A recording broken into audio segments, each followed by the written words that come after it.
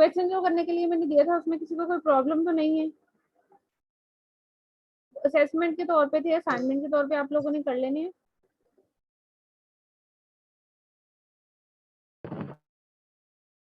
और उन्हें करके फिलहाल अपने पास रख लें। जब असेस मिलेगी मुझे लैपटॉप से मैं उसको अपलोड कर दूंगी। वैसे अभी जो है वो आईटी की तरफ से हमें असेस नहीं मिली, थोड़ा सा रिजल्ट का इशू चल रहा था इस वजह से। एक्सरसाइज 3.1 लास्ट टाइम जो हमने मंडे में की थी वो एंड हो चुकी थी। आज जो है एक्सरसाइज जो है वो 3.2 है, उससे रिलेटेड आर्टिकल है, बहुत इजी है। फर्स्ट ईयर में आपने जो मैट्रिक्स पढ़े हुए हैं उसी से रिलेटेड है। उसके बाद जो है मैट्रिक्स का ये बेसिक जो है वो चैप्टर खत्म हो जाएगा। 3.2 है इसमें। उसके बाद जो है फर्दर सॉल्यूशन ऑफ इक्वेशंस आएगा जो चैप्टर नंबर 4 है। मैम जी बोले। मैम जो लास्ट एक्सरसाइज हमने की है क्वेश्चन नंबर 11 से ऑनवर्ड जो क्वेश्चन नंबर 18 तक हमने करने थे मैम, इनमें अगर हम इनको जनरली सॉल्व करें तो हम इनको आइडेंटिटीज के थ्रू भी सॉल्व कर सकते कर सकते हैं आइडेंटिटीज के यानी थ्रू भी, ये, लेकिन आइडेंटिटीज यानी के हाँ जी बोले। यानी एक वे तो आपने ये बताया था कि आपने एक को किसी भी मतलब मैट्रिक्स के इक्वल आपने लेट कर लेना जो इसको प्रूव करता हो, यानी सिमेट्रिक हो या स्क्यू सिमेट्रिक हो, जैसा कि क्वेश्चन में पूछा हुआ है। हम्म और एक मैंने मैम वो नोट्स पर देखा था, उस पर वो उन्होंने सिंपली ऐसे ही किया हुआ था कि ए का ट्रांसपोज हो तो सारे का ट्रांसपोज इज इक्वल टू उन्होंने जो किया ए। हुआ था वो मैं बताती हूँ आपको नोट्स पे। जैसे मैंने थ्योरम आपको बताया था कि थ्योरम वाइज करना चाह रहे हैं तो आप वैसे कर लें। उसमें ये था कि प्रॉपर्टीज जो ट्रांसफॉर्मेशन की है और सिमेट्री की प्रॉपर्टीज हैं उनको यूज करते हुए सॉल्व किया हुआ है। उसको यूज जी करके मैम। सॉल्व करना चाह रहे हैं तो आप उसको यूज करके सॉल्व कर लें। अदरवाइज ज्यादा बेहतर यही है कि आप लोगों का जो है वो बेसिक ये सब्जेक्ट है तो आप लोगों को ओवरऑल भी आना चाहिए कि आप लोगों को मैट्रिसेस के थ्रू भी आना चाहिए। इसलिए मैंने कहा था मैट्रिसेस के साथ करना चाह रहे हैं वैसे कर लें, आप प्रॉपर्टीज के थ्रू करना चाह रहे हैं प्रॉपर्टीज के थ्रू कर लें, कोई इशू नहीं है इसके अंदर। सिर्फ उसको समझ के ओके। करना है ताकि लास्ट पे हो सकता है इस दफा फिर एमसीक्यूज बेस में पेपर हो, कोई अभी कंफर्म नहीं कहा जा सकता। इस दफा आप लोग बिल्कुल ऐसी तैयारी करें दोनों तरीकों से, ठीक है? तो आप जिस मर्जी तरीके से कर लें उसमें कोई इशू नहीं है, बस समझ के करना है, चीटिंग नहीं करनी, देख के नहीं करना कहीं से भी।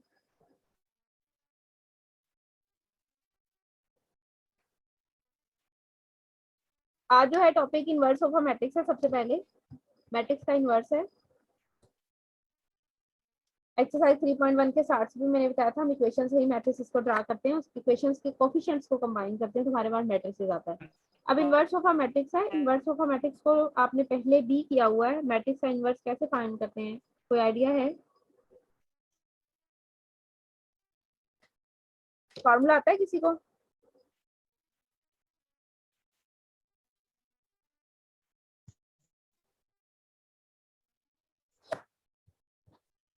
क्लास एक तो आप लोग रिस्पॉन्स नहीं करते, अगर आप लोगों को नहीं आता तो आप मुझे बता दिया करेंगे नहीं आ रहा या माइंड में नहीं आता, समटाइम पढ़ा हुआ है आप लोगों ने पहले।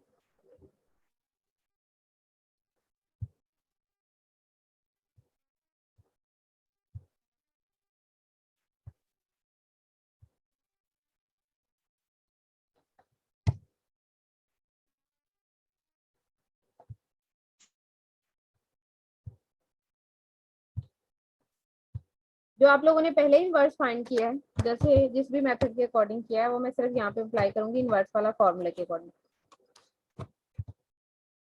इनवर्स को हम डिनोट करते हैं मैट्रिक्स के इनवर्स को। सपोज मेरे पास मैट्रिक्स जो है वो ए है, कैपिटल वर्ड्स के साथ मैट्रिक्स का नेम शो करते हैं। मैट्रिक्स का नेम है ए और उसका अगर इनवर्स फाइंड करेंगे तो ए की पावर -1। सेकेंडली ये ए की पावर -1 क्यों लिखा जाता है ये भी मैं एक्सप्लेन कर देती हूँ। सपोज हमारे पास कोई सा भी मैट्रिक्स है,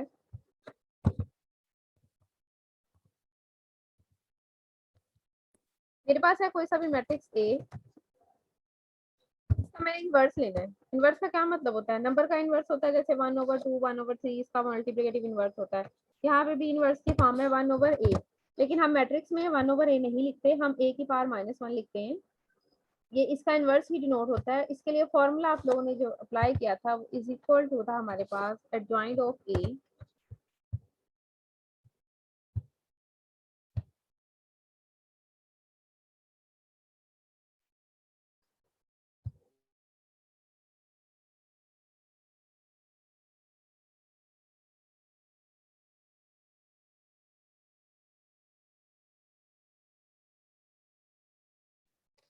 आपको मेरी आवाज क्लियर नहीं आ रही सामा? अब क्लियर आ रही है आवाज मेरी? मैम अब आ रही है, पहले नहीं थी आ रही। चलिए ठीक है। अब इनवर्स मुझे बताएं जरा, मैं फॉर्मूला यहाँ पे क्या लिखूं ए इनवर्स के इक्वल? फॉर्मूला आप लोग पहले भी कर चुके हैं। adjoint A over A mod. Adjoint A over A mod ही इसी का फॉर्मूला है, यही चीज हम लोग पहले करके आए हैं। उसके अलावा इनवर्स फाइंड किया पहले मैट्रिक्स का? मैट्रिक्स का इनवर्स और किस मेथड के साथ फाइंड किया है? कोई आइडिया है किया है या नहीं किया? कुछ तो बताएं। अभी तक आप लोगों ने यही मेथड पढ़ा है, उसके अलावा एक और मेथड भी था जो आप लोगों को बिल्कुल भी माइंड में नहीं होगा। रो और कॉलम ऑपरेशन के साथ किया था, जो सम स्टूडेंट्स को जो है वो स्किप करवा दिया जाता है कि इनवर्स ही फाइंड करना है, किसी भी मेथड के साथ उसको फाइंड कर लें।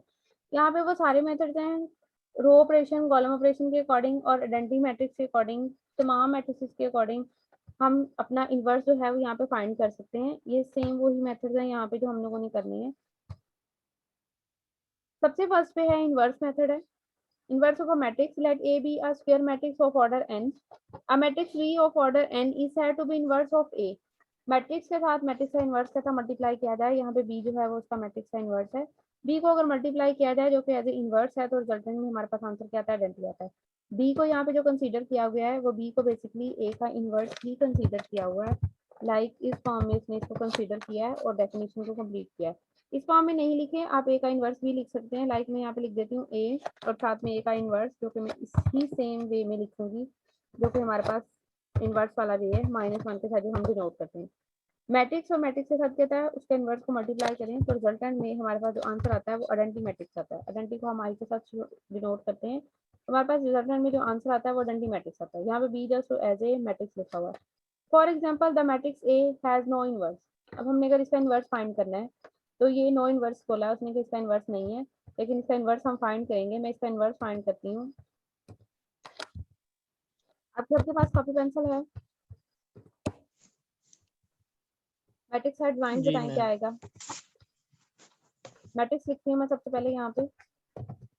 ए इज इक्वल टू है मेरे पास 1 -1 -1 एंड 1। हमने इनवर्स निकालना है जो फंक्शन में बताता है कि हमारे पास नो इनवर्स है। इसमें सबसे पहले हमने क्या करना है, हमने इसका एडजॉइंट लेना है। एडजॉइंट ऑफ ए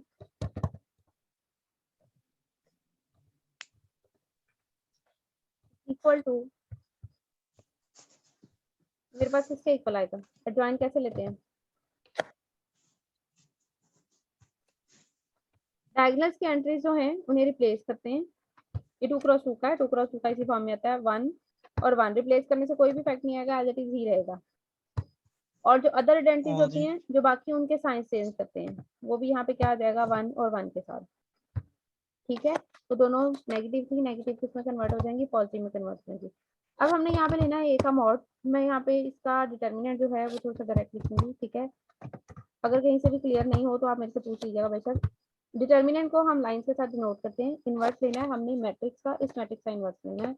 इसका जॉइंट मैंने पहले फाइंड किया, अब इसी का डिटर्मिनेंट लूंगी। डिटर्मिनेंट लूंगी तो यहाँ पे मेरे पास आएगा 1 क्रॉस 1 -1 क्रॉस -1। -1 के साथ आ रहा है तो मैं ब्रैकेट में लिख देती हूँ -1 और साथ में क्रॉस -1 आएगा, यानी कि मल्टीप्लाई हो रहा है। आंसर क्या बनेगा रिजल्टेंट में? इक्वल टू 1 एंड -1 जो कि इक्वल टू आएगा 0 के। और जब डिटर्मिनेंट 0 हो तो हमारे पास मैट्रिक्स का इन्वर्स जो है वो नहीं आता। क्यों नहीं आता? क्योंकि जब मैं इस फॉर्मूले के अंदर इसको सब्स्टिट्यूट करूंगी तो समथिंग ओवर 0 यानी कि मैट्रिक्स ओवर 0 की फॉर्म बनेगी और something 0 is equal to infinity होता है। इसलिए हमारे पास इस मैट्रिक्स का जो इन्वर्स है वो फाइंड आउट नहीं होगा, because determinant of A is equal to 0। As inverse of a matrix it is exist is unique. अगर मैट्रिक्स का इन्वर्स कहता आ रहा है तो वो हमेशा यूनिक होगा। ये छोटे छोटे से पॉइंट्स हैं जो ऑब्जेक्टिव के तौर पे पूछे जा सकते हैं कि अगर कोई मैट्रिक्स का इन्वर्स एग्जिस्ट कर रहा है, if a matrix of inverse is exist then it's unique. हमेशा मैट्रिक्स का इन्वर्स यूनिक होता है क्योंकि डिटर्मिनेंट भी एक ही तरह दिया जाता है और जॉइंट भी एक ही फॉर्म में आता है। For suppose that A has 2 inverse, अगर ए के 2 इनवर्स हैं तो ऑब्वियसली वो दोनों इनवर्स सिर्फ नेम ही मैट्रिक्स के डिफरेंस होंगे, अदरवाइज कोई भी इनवर्स डिफरेंस नहीं होगा। हमेशा मैट्रिक्स का इनवर्स जो है वो यूनिक होगा। A square matrix A whose has inverse exist, जिसका इन्वर्स मैट्रिक्स का डिफाइन हो रहा है, एग्जिस्ट कर रहा है, ऐसा मैट्रिक्स जो है वो नॉन सिंगुलर मैट्रिक्स कहलाता है। और हम इसको सेकेंडली इन्वर्टिबल मैट्रिक्स भी बोलते हैं। का नेम है, एक डिफरेंट नेम है, आगे जाके ये दो नेम जो है बहुत ज़्यादा यूज होंगे, नॉन सिंगुलर और इन्वर्टिबल। नॉन सिंगुलर को आप इस मीन में ले सकते हैं कि mod of A is not equal to 0। Determinant का फॉर्म जो है मैट्रिक्स की डिटर्मिनेंट की वो इक्वल टू 0 नहीं होगी, नॉट इक्वल की फॉर्म होगी, तो मैट्रिक्स का इन्वर्स एग्जिस्ट करेगा। अदरवाइज अगर वो 0 आता है तो मैट्रिक्स का इन्वर्स जो है वो एग्जिस्ट नहीं करेगा। प्रॉपर्टीज ऑफ इन्वर्स है, जैसे कि डिटर्मिनेंट की प्रॉपर्टीज थी हमारे पास, मैट्रिक्स की प्रॉपर्टीज में सिमेट्रिक प्रॉपर्टीज अभी तक आप लोगों ने की और ट्रांसपोज प्रॉपर्टीज थी। एज इट इज ही हमारे पास इन्वर्स प्रॉपर्टीज भी हैं। मैट्रिक्स का इन्वर्स लें, उसका गेन इन्वर्स लें, तो हमारे पास दोबारा से रिजल्टेंट वही मैट्रिक्स आ जाता है। जैसे सिमेट्रिक मैट्रिक्स के अंदर मैट्रिक्स का ट्रांसपोज लें, उसका दोबारा ट्रांसपोज लें तो मैट्रिक्स दोबारा से वही आ जाता है। ये मैट्रिक्स का कंजुगेट लें, दोबारा से वही मैट्रिक्स आ जाता है। इसी तरह किसी भी मैट्रिक्स का इन्वर्स का दोबारा से इन्वर्स ले लें तो वही मैट्रिक्स ओरिजिनल आ जाता है। अब ए बी का इन्वर्स, दो मैट्रिक्स मल्टीप्लाई करके इन्वर्स लें या बी का इन्वर्स लेके ए के इन्वर्स से मल्टीप्लाई करें तो रिजल्टेंट में आंसर जो है वो सेम आएगा। मैट्रिक्स का ट्रांसपोज लेके उसका इन्वर्स ले लें या इन्वर्स लेके ट्रांसपोज ले लें, दोनों कंडीशन जो है वो सेम आएंगी, दोनों में कोई भी जो डिफरेंस है वो नहीं आएगा। ये सारी चीजें तो हैं जब हमारे पास मैट्रिक्स जो है वो नॉन सिंगुलर होंगे, यानी कि जिनका डिटर्मिनेंट जो है नॉट इक्वल टू 0 फॉर्म है। इसका प्रूफ करने की जरूरत नहीं है, जितने भी थ्योरम्स हैं इनका प्रूफ करने की जरूरत नहीं है, जस्ट उसकी स्टेटमेंट को थोड़ा सा अंडरस्टैंड करना है। यहाँ पे दो मैट्रिक्स दिए हुए हैं, let A and B, A B दोनों को मल्टीप्लाई किया is equal to identity 3, B A को मल्टीप्लाई किया तब भी आइडेंटिटी 3 आया। It's mean B is equal to A inverse and B inverse is equal to A. दोनों एक दूसरे का ऑपोजिट हैं, एक दूसरे का इनवर्स हैं। यहाँ पे अगर आप ए का इनवर्स फाइंड करें तो आपके पास ये बी वाला मैट्रिक्स आएगा, बी का इनवर्स अगर आप फाइंड करते हैं तो ए का इनवर्स जो है ए मैट्रिक्स आएगा। ये सिर्फ उस कंडीशन में है जब A B is equal to B A होगा, क्योंकि दोनों का आंसर यहाँ पे क्या आ रहा है, आइडेंटिटी आ रहा है, तब ये कंडीशन सेटिस्फाई होगी, अदरवाइज ये कंडीशन जो है वो सेटिस्फाई नहीं होगी।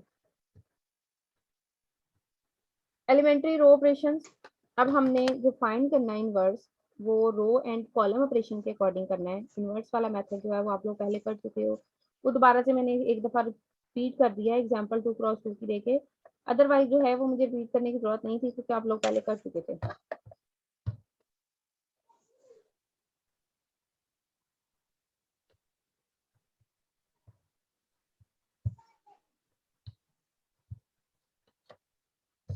Consider the identity matrix I3 is equal to, identity matrix यहाँ पे दिया हुआ है।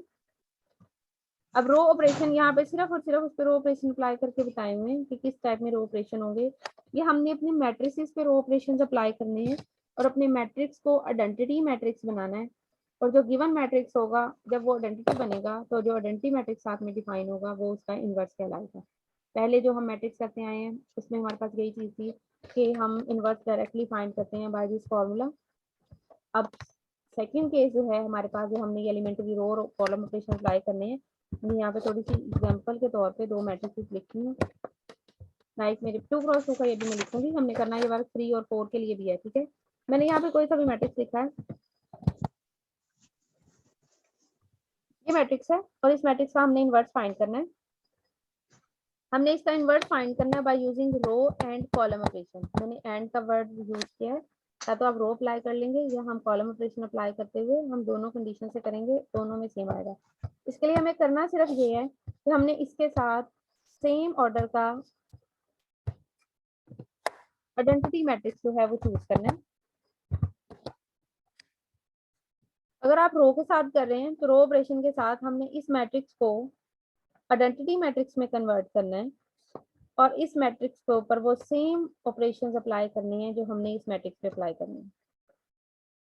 आफ्टर सिंप्लीफिकेशन ये मैट्रिक्स जो है हमारे पास ये आइडेंटिटी मैट्रिक्स बन जाएगा जो हमारा ओरिजिनल था, और जो आइडेंटिटी है वो जो भी चेंजिंग आएगी ओरिजिनल को आइडेंटिटी बनाते वक्त, वो जो मैट्रिक्स रिजल्टेंट में आएगा वो हमारे पास गिवन मैट्रिक्स का इनवर्स होगा। ये हमारे पास एक सेकंड मेथड है इनवर्स फाइंड करने के लिए। ये इजी है बनिस्बत इस फॉर्मूले के, क्योंकि 2x2 के अंदर तो ये मैट्रिक्स जो है इस फॉर्मूले के अकॉर्डिंग बहुत इजीली इनवर्स फाइंड हो जाता है, लेकिन 3x3 के लिए हमारे पास ये मेथड जो है इनवर्स वाला फॉर्मूले का ये डिफिकल्ट है, क्योंकि ज्वाइन लेना काफ़ी लेंथी हो जाता है फिर एडजॉइंट के बाद डिटर्मिनेंट लेना है, डिटर्मिनेंट लेके फिर उसको सॉल्व करके उसका इन्वर्स निकालना है। उसके लिए आगे जितने भी मेथड्स हैं वो बहुत इजी हैं, उसमें हम 4x4 का 5x5 का बहुत इजीली इन्वर्स फाइंड कर सकते हैं, क्योंकि हमने जस्ट रो ऑपरेशन और कॉलम ऑपरेशन अप्लाई करते जाना है और हमें कोई भी डिफिकल्टी नहीं होगी इसके अंदर। सिर्फ कैलकुलेशन करके थोड़ा सा आप लोगों ने ध्यान से करना है, बाकी कोई भी डिफिकल्टी नहीं होगी। अब सिर्फ मेरा आप लोगों से ये क्वेश्चन है, यहाँ पे एक छोटा सा, यहाँ पे मैं एक मैट्रिक्स लिख रही हूँ।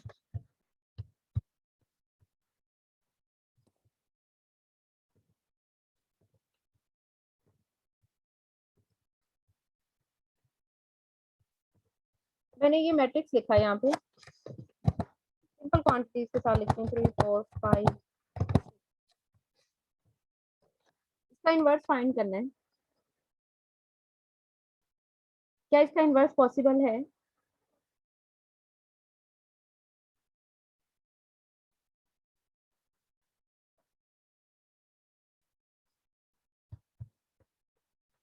क्लास मेरी आवाज आ रही है तो मुझे जस्ट इतना मेरे से आप डिफाइन करना है आप लोगों ने, क्या इस मैट्रिक्स का इन्वर्स पॉसिबल है?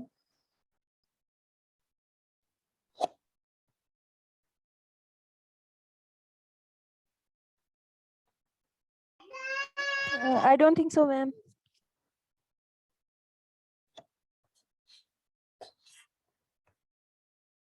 मैट्रिक्स का जो टॉपिक है This वो is not a square matrix, so that's why. बिल्कुल इसका इन्वर्स जो है वो पॉसिबल नहीं है। 9 से आप लोगों को मैट्रिसेस करवाए जाते हैं, वहां पे सबसे पहले ये वर्ड दिखाया जाता है। मैट्रिसेस को डिफाइन करते हुए हमेशा इन्वर्स जो है वो सेम ऑर्डर वाले मैट्रिक्स आएगा। सेम ऑर्डर से मुराद रोज एंड कॉलम जो है वो इक्वल होंगी, then we will calculate inverse of a matrix. Otherwise जो है वो कैलकुलेट नहीं किया जा सकता उसके अंदर।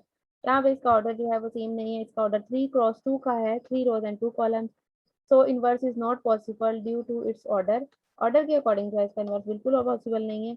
इस टाइप के जो मैट्रिक्स है उनका इनवर्स नहीं होता। अब वापस चलती हूँ अपने टॉपिक पे, सिर्फ मैंने ये डिफाइन किया है कि अगर एमसीक्यूज में आ जाए कि अगर सेम ऑर्डर नहीं है तो टॉपिक जो है वो किस तरह पे हो सकता है। इस तरह के टॉपिक से जो है मैट्रिक्स का इन्वर्स जो है वो अप्लाई नहीं होता।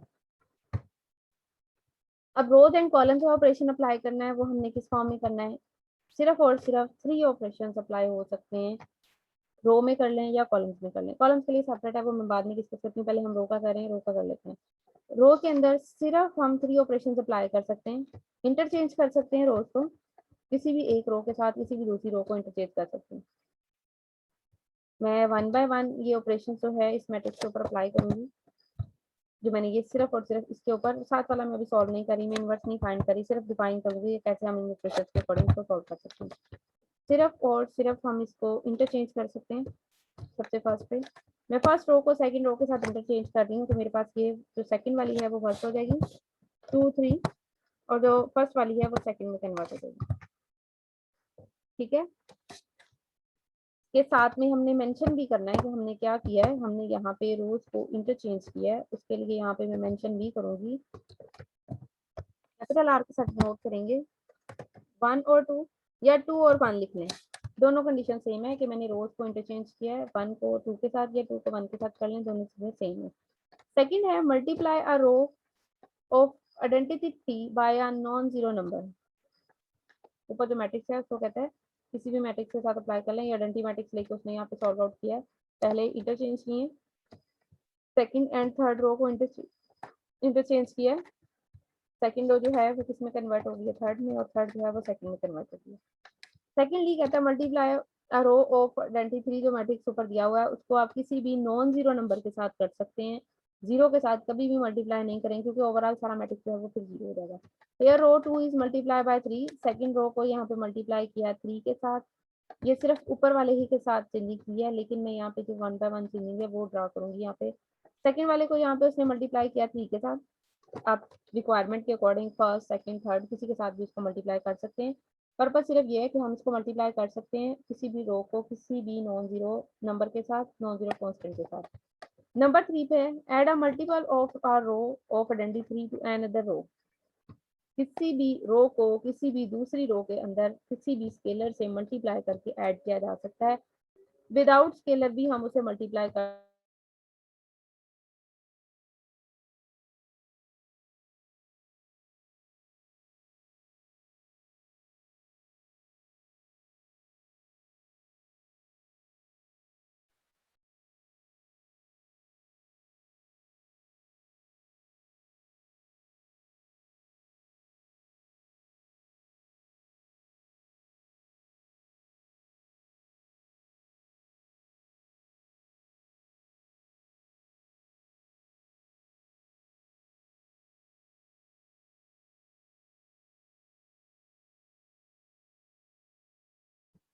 लाइक यहाँ पे मैं मैट्रिक्स ले रही हूँ, मैंने यही वाला मैट्रिक्स लिया है किसी भी थर्ड वाले पॉइंट को डिस्कस करने के लिए। थर्ड वाले पॉइंट के अकॉर्डिंग किसी भी रो को किसी भी दूसरी रो के अंदर किसी भी स्पेसिफिक एलिमेंट के साथ मल्टीप्लाई करके ऐड या सब्ट्रैक्ट किया जा सकता है। मुझे यहाँ पे चाहिए नीचे ओवर में 0, ठीक है, तो इसके लिए मैं फर्स्ट रो को यूज करते हुए कर सकती हूँ। फर्स्ट रो को मैं मल्टीप्लाई जिसके अंदर हमने चेंजिंग करनी है उसे हमने पहले लिखना है। मैंने यहाँ पे चेंजिंग करनी है,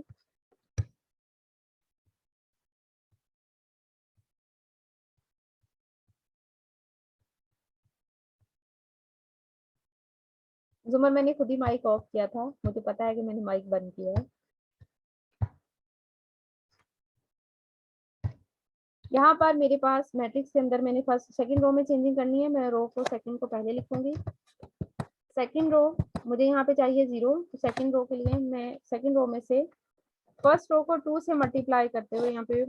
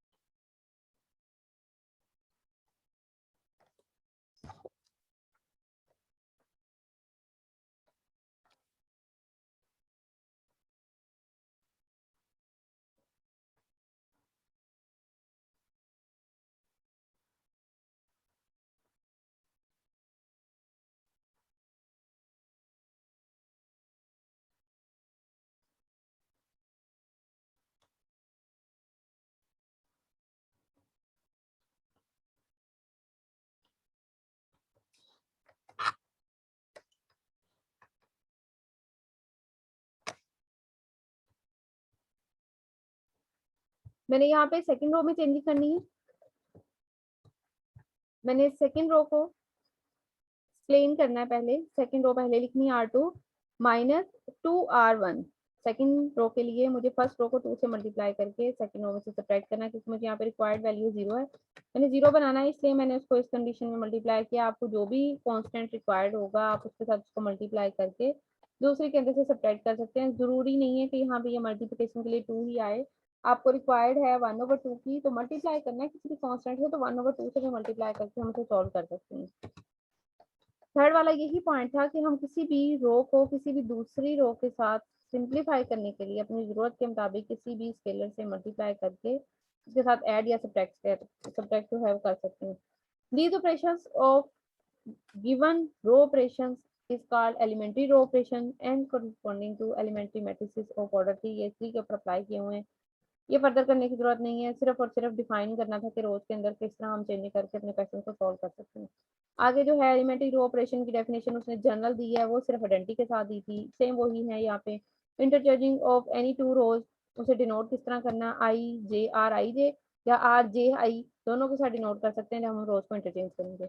सेकेंडली है multiplication of a row of A by any non zero real number और कॉम्प्लेक्स नंबर। अपनी रिक्वायरमेंट के अकॉर्डिंग हम किसी भी रो को किसी भी कॉम्प्लेक्स नंबर के साथ या रियल नंबर के साथ मल्टीप्लाई कर सकते हैं। एंड थर्डली लास्ट वाला जो पॉइंट था, addition of a scalar multiple of one row to another row. किसी भी रो को किसी भी दूसरी रो के साथ ऐड करने के लिए किसी भी स्केलर से मल्टीप्लाई करके हम ऐड या सब्ट्रैक्ट कर सकते हैं। यहाँ पे उसने डिनोट किया R J plus K R I denotes that K times row I is add on the J row. ये सारे के सारे ऑपरेशंस है जो हमने अप्लाई करते हुए इनवर्स को फाइंड करना है। ये रो इक्विवेलेंट मैट्रिसेस के फॉर्म में हमारे पास डिफाइन होंगे। इनको यूज करते हुए हमने अपनी एचएलएन एंड रिड्यूस एचएलएन फॉर्म जो है वो डिफाइन करनी है। उसके लिए हमारी जो आइडेंटिटी मैट्रिक्स की कंडीशन होगी उसके लिए हमने इसको एचएलएन फॉर्म और रिड्यूस एचएलएन फॉर्म्स के अंदर कन्वर्ट करना है। इसके लिए हमारे पास जो प्रोसेस है वो एचएलएन रिड्यूस एचएलएन का सबसे पहले डिफाइन करूंगी। ये भी आप लोग पहले कर चुके हो फर्स्ट ईयर में। सिर्फ और सिर्फ हम नंबर का आगे कंप्लीट करने के लिए मैंने इसको दोबारा से रिपीट किया है, अदरवाइज ये मुझे रिपीट करने की जरूरत नहीं थी। एचएलएन फॉर्म बताएंगे जरा किस मैट्रिक्स की एचएलएन फॉर्म बनती है। क्या इसके लिए भी ऑर्डर सेम होना जरूरी है? किसी भी मैट्रिक्स की एचएलएन फॉर्म बनाने के लिए या रिड्यूस एचएलएन फॉर्म में कन्वर्ट करने के लिए मैट्रिक्स का ऑर्डर सेम होना लाजमी है या एज इट इज भी हो सकता है?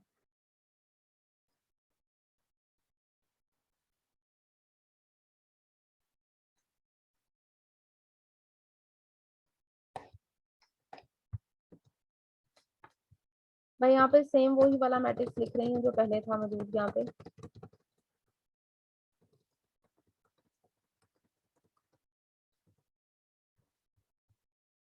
मेरे पास ये मैट्रिक्स है, क्या ये एचेलन फॉर्म में कन्वर्ट हो सकता है?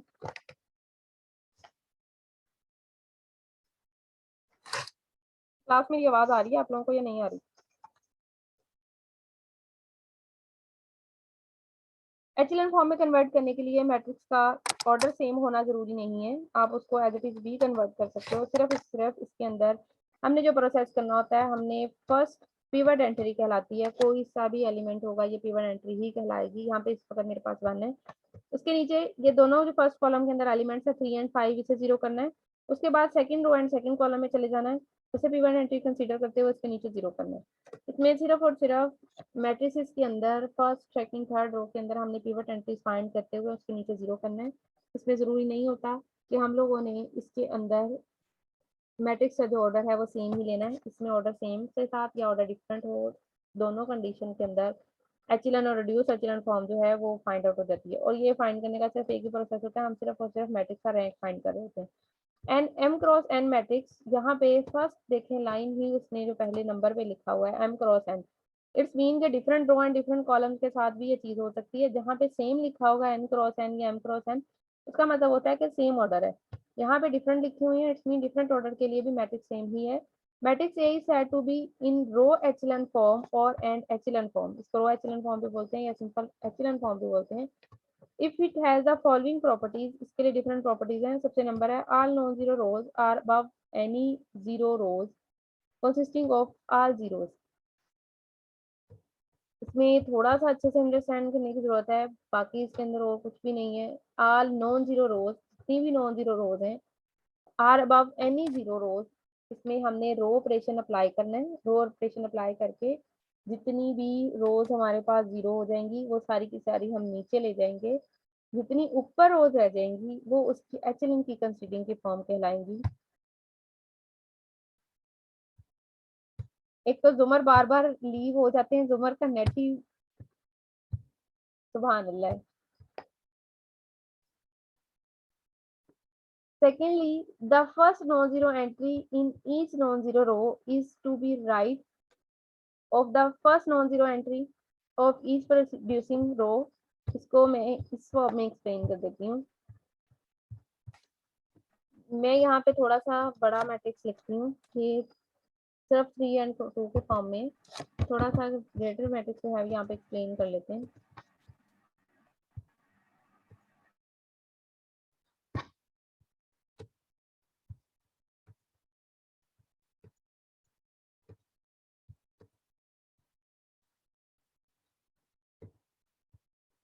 थ्री क्रॉस थ्री का मैट्रिक्स है। सबसे पहले तो एचेलन के लिए दोबारा रिपीट कर देती हूँ, मैट्रिक्स का ऑर्डर होना सेम जरूरी नहीं है। यहाँ पे मैं मैट्रिक्स के एलिमेंट्स लिख रही हूँ 2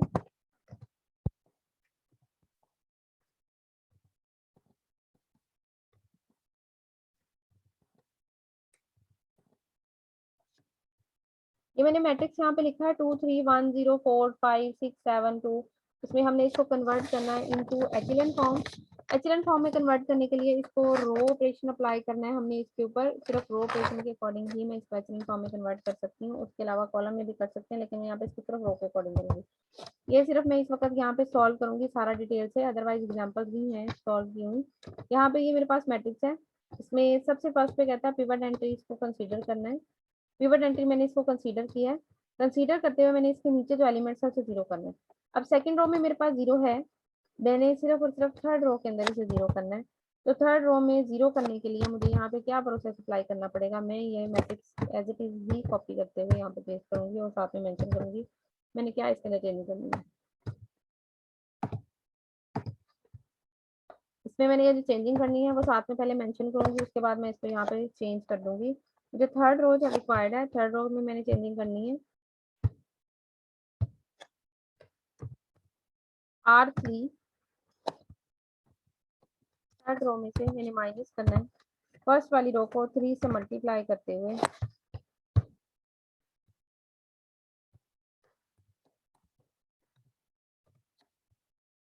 चेंजिंग क्या आएगी, यहाँ पे ये 0 हो जाएगा, यहाँ पे आपके पास क्या आएगा 3 और 3 9 बनेगा वो ऊपर, और 7 में से -9 करेंगे तो यहाँ पे आ जाएगा -2। और लास्ट वाली में आपके पास क्या चेंजिंग आएगी, यहाँ पे आ जाएगा मेरे पास -1। फर्स्ट पिवट एंट्री है, उसके नीचे मैंने 0 बना लिया। अब सेकंड में चलूंगी, मैं इसको 0 करूंगी। 4 को मैंने 1 करना है, उसके नीचे मैंने 0 करना है। इसको 1 करना लाजमी नहीं है, जब एचएलएन बना रहे हैं तो 1 करना लाजमी नहीं है। रिड्यूस एचएलएन में इसको 1 करना लाजमी है, क्योंकि रिड्यूस एचएलएन में हमने ऊपर वाली एंट्री जो है वो आइडेंटिटी करनी होती है। अब मेरे पास यहाँ पे इसको मैंने 0 बनाना है। इसको 0 करने के लिए मेरे पास 2 कंडीशन है। या तो मैं सबसे पहले इसको 1 बना लूँ, अगर 1 बनाना चाह रहे हैं ठीक है, नहीं बनाना चाह रहे तो मैं इसको एज इट इज बी -2 को जो है वो 0 में कन्वर्ट कर सकती हूँ।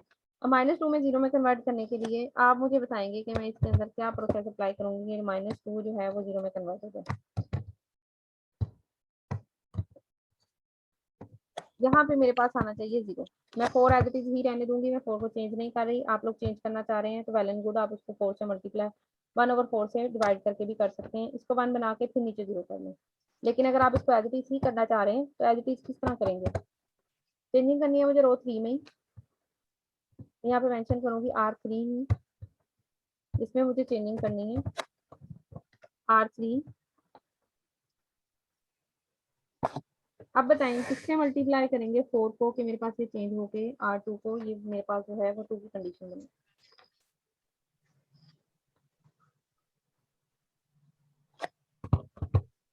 एक तो सबसे पहले साइन प्लस का आएगा, क्योंकि नीचे ये वैल्यू जो है ये माइनस की है। प्लस के साइन के साथ जो भी रिक्वायरमेंट है उसके अकॉर्डिंग मैं यहाँ से मेंशन करूंगी। मैं यहाँ पे एक और चीज मेंशन कर रही हूँ, मेरे पास है वैल्यू -2, साथ में है +4। +4 के साथ मुझे यहाँ पे ब्रैकेट में कोई ऐसी वैल्यू रिक्वायर्ड है कि जब मैं इसको सॉल्व करूँ तो आंसर जो है मेरे पास 0 आ जाए। अब यहाँ पे आप क्या लेंगे,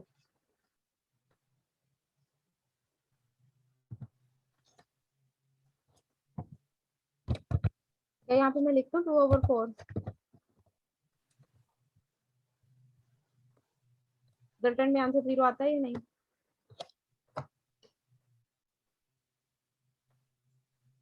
Yes, ma'am, आता है। ये मैं सिर्फ उस वे में बता रही हूँ कि अगर आपने इसको 1 नहीं करना तो उसका ऑपोजिट लेके साथ में वैल्यू वही वाली नंबर लेके हम इसको यहाँ पे डिवाइड कर सकते हैं। इट्स मीन कि मुझे यहाँ पे जो रिक्वायरमेंट है मैं सिर्फ और सिर्फ यहाँ पे जो डिवाइडिंग फॉर्म लिखूंगी वो मैं यहाँ पे लिख सकती हूँ 2/4, और साथ में मैं किस रो के साथ कर रही हूँ, मैंने इसको बाय यूजिंग R2 करना है, तो मैं यहाँ R2 की हेल्प के अकॉर्डिंग इसको शो करूंगी।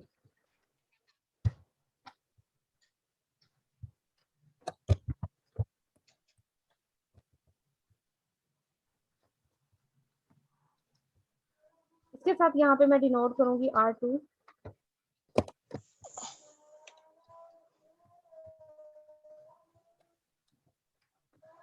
और मेरे पास ये बन जाएगा 0। सेम इसी के अकॉर्डिंग यहाँ पे जो चेंजिंग आएगी वो भी मेंशन करूंगी, -1 + 10/4। कैल्शियम फर्दर लेंगे तो हमारे पास जो भी वैल्यू आएगी उसके अकॉर्डिंग मैं इसको 1 बनाऊंगी। ये 0 नहीं होगा क्योंकि इसके अंदर इसकी एज इट इज ही फॉर्म रहेगी, ये एचएलएन फॉर्म में कन्वर्ट हो जाएगा। रिड्यूस में कन्वर्ट करने के लिए मुझे इन पिवट एंट्रीज को भी 1 करना पड़ेगा और उसके ऊपर वाले एलिमेंट्स भी 0 करने पड़ेंगे। The first non-zero entry in each non-zero row is to the right of the first non-zero entry of each producing row. That is the number of zeros occurring before the first element। से तो सारा मैंने define कर दिया, element जो है उसके according यहाँ पे डिफाइन किया हुआ है। अब एचएलएन फॉर्म जो है ये एचएलएन फॉर्म है, एग्जाम्पल के तौर पर उसने यहाँ पे दिया कि एचएलएन फॉर्म बनेगी, जरूरी नहीं है कि फर्स्ट एलिमेंट रिक्वायर्ड ही हो, फर्स्ट 0 भी हो सकता है। ओवरऑल उसके नीचे 0 की कंडीशन भी बन सकती है। फिर उसके अलावा 5 के नीचे देखें 0 और फिर 9। यहाँ पे पिवट एंट्रीज जो है वो मेरे पास सिर्फ 5 और 9 पिवट एंट्रीज हैं, बाकी इसके अलावा पिवट एंट्रीज कंसीडर नहीं होगी। अब रिड्यूस एचएलएन फॉर्म के लिए इस टाइप का भी कहता है मैट्रिक्स में रोज की फॉर्म बन सकती है एचएलएन फॉर्म। इसमें पिवट एंट्रीज जो है वो 1 है, उसके बाद second row and second column में हमारे पास 3 की फॉर्म बन रही है, third row and third column में 1 की फॉर्म बन रही है। रिड्यूस एचएलएन में हमने अपनी पिवट एंट्रीज के ऊपर भी 0 करने हैं, बाकी ओवरऑल नीचे तो हमने पहले 0 कर ही लेने हैं। यहाँ पे एक एग्जांपल दी हुई है, reduce the matrix into the echelon form. Echelon form में इसको रिड्यूस करना है हमने मैट्रिक्स को। सबसे पहले तो फर्स्ट वाला एलिमेंट या तो आप इसको 1 बना लें या एज इट इज रहने दें। मैंने पहले भी बताया कि एचएनएन में इसको 1 बनाना लाजमी नहीं है। अपनी आसानी के लिए हम इसे 1 बनाना चाहें तो ठीक है। अब इसको 1 बनाने की 2 कंडीशन है इस मैट्रिक्स के अंदर। फर्स्ट वाले कॉलम में देखें लास्ट वाला एलिमेंट 1 है, या तो रोज को इंटरचेंज कर लें, या सेकेंडली फर्स्ट वाली रो को आप 6 से डिवाइड कर दें तो फिर भी यहाँ पे 1 बन जाएगा। यहाँ पे जो प्रोसेस किया हुआ है उसमें ज़्यादा इजी है कि इंटरचेंज कर लें, क्योंकि वो डिवाइड वाला फिर ऑप्शन नहीं आएगा। यहाँ पे इंटरचेंज किया फर्स्ट रो को थर्ड के साथ। उसके बाद देखें ये मैट्रिक्स मेरे पास आ गया। अब इस फर्स्ट एलिमेंट को पिवट एंट्री कंसीडर करते हैं, इसके नीचे 0 करना है by using first row. R1 को मैं 4 से मल्टीप्लाई करके R2 में जब मैं ऐड करूंगी तो मेरे पास ये कंडीशन आएगी और यहाँ पे बन जाएगा 0, और बाकी जो चेंजिंग आ रही है वो भी साथ में मेंशन की हुई है। R3 के लिए भी मुझे 0 करना है, तो R3 में 0 करने के लिए मुझे R1 को 6 से मल्टीप्लाई करना है और मल्टीप्लाई करके इसमें से सब्ट्रैक्ट करना है, तो ये कंडीशन आ जाएगी, पूरी रो चेंज हो जाएगी। अब हम चलेंगे second row and second column में। ये देखें इसको आप 1 बना लें, नहीं बनाना चाह रहे क्योंकि हम एचएनएन फॉर्म कर रहे हैं तो कोई जरूरत नहीं है। हम देखें हमने सिर्फ उसके नीचे 0 करना है। नीचे 0 करने के लिए मैंने डायरेक्ट ही इसको इसके अंदर अगर ऐड किया तो देखेंगे सारी की सारी रो जो है वो 0 हो गई।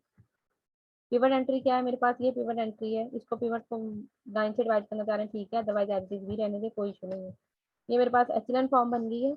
अब एचएनएन फॉर्म के अंदर देखें सिर्फ और सिर्फ मेरे पास 2 रोज जो है वो नॉन जीरो रोज हैं, एक पूरी रो जो है वो 0 हो गई है। अब रैंक ऑफ दिस मैट्रिक्स क्या होगा, नॉन जीरो रोज जो है वो रैंक कहलाती हैं। इसमें नॉन जीरो रोज जो है वो मेरे पास 2 नॉन जीरो रोज है, इसमें इसका रैंक जो है वो 2 होगा। डिजायर एचएनएन फॉर्म जो है वो हमारे पास रिक्वायर्ड है, हमने इसको डिफाइन किया और मेरे पास एक रो जो है वो टोटली 0 हो गई है। इट्स मीन मेरे पास जो कंडीशन है वो डिफाइन हो गई है।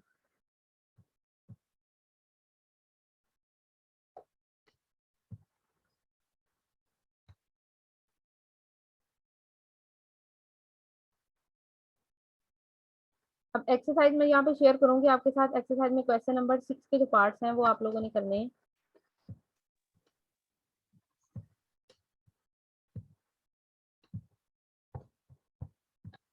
यार अटेंडेंस ले लिया आपने? जी मैम ले ली हुई है। जी मैम ले ली हुई है।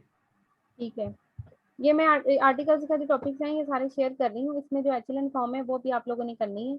उसके अलावा इन्वर्स वाला जो टॉपिक है वो कल आप लोगों के साथ क्लास है, परसों है, बल्कि परसों हम उसमें करेंगे। लेकिन क्वेश्चन नंबर 6 आप लोगों ने तब तक तो है वो सॉल्व कर लेना। और क्वेश्चन नंबर 8 भी